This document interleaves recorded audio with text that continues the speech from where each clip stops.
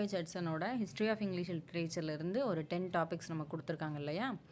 அந்த ஃபர்ஸ்ட் யூனிட்டில் ஃபர்ஸ்ட் இருக்கக்கூடிய டாபிக் ஏஜ் ஆஃப் சாசர். அதிலிருந்து நான் நியர்லி ஒரு 100 MCQs எடுத்திருக்கிறேன். இப்போ அதிலேருந்து ஒரு 5 கொஷின்ஸ் இப்போ நான் உங்களுக்கு டெமோவாக காட்டுறேன்.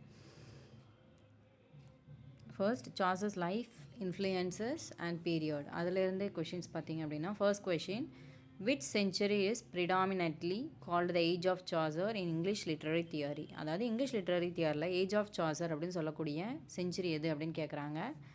Answer 14th century. Second question,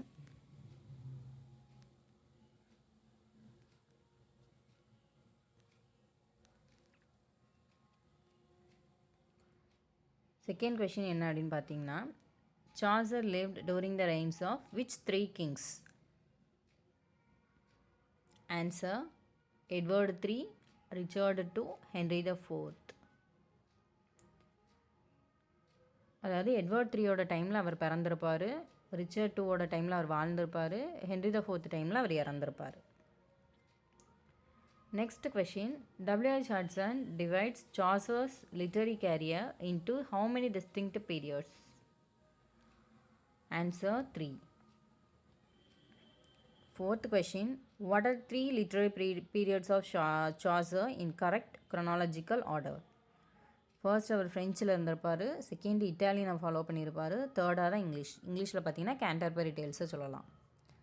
next fifth question,